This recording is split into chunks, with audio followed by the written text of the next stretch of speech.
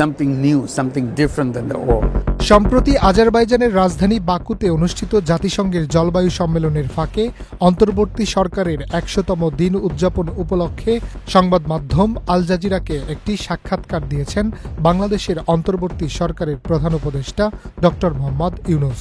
সাক্ষাৎকারে উপস্থাপক বাংলাদেশের অন্তর্বর্তী সরকারের প্রধান উপদেষ্টা ডক্টর ইউনূসকে বাংলাদেশের চলমান সংস্কার প্রক্রিয়া, আগামী নির্বাচন, পরিবর্তিত পরিস্থিতিতে কূটনৈতিক সম্পর্ক এবং যুক্তরাষ্ট্রের নবনির্বাচিত প্রেসিডেন্ট ডোনাল্ড ট্রাম্পের সঙ্গে সম্পর্ক পরিস্থিতি নিয়ে প্রশ্ন করেন।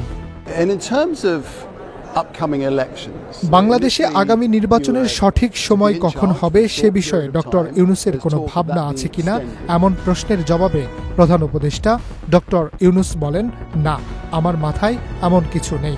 সরকার নির্বাচন ও সংস্কারের কাজ একসঙ্গে চলছে। Holding an election is a repetition of the old ways of doing things in politics and so on. So we want to get rid of those things. And that's what the population of the whole country wanted. এই সময় তিনি বলেন, যদি রাজনৈতিক দলগুলো চায় সংস্কার ভুলে যাও, নির্বাচন দাও, তাহলে সেটাই করা হবে। এক প্রশ্নের জবাবে ডক্টর ইউনূস বলেন, সাধারণত নিয়মিত সরকারের মেয়াদ ৫ বছর। মানুষ সরকারের মেয়াদ আরও কম চায়।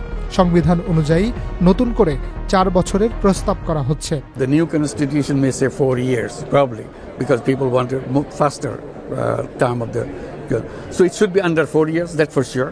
So it's all question of what people want. The population, the political parties want.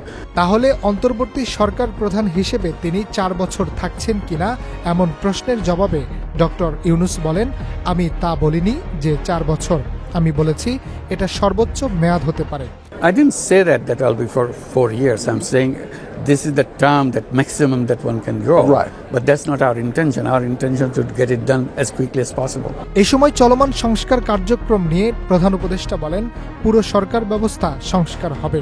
মানুষ নতুন কিছু চায়, সেখানে সর্বক্ষেত্রে সংস্কার হবে। এমনকি সংবিধানও সংস্কার হচ্ছে।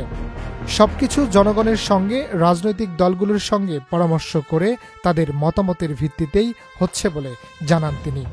যুক্তরাষ্ট্রের নবনির্বাচিত প্রেসিডেন্ট ডোনাল্ড ট্রাম্প সম্পর্কে উপস্থাপকের প্রশ্নের উত্তরে ব্যক্তিগতভাবে ট্রাম্পের সঙ্গে তার কোনো সমস্যা নেই বলে জানান doctor Yunus. I had no interaction with President Trump in the past, so I had no problem with him.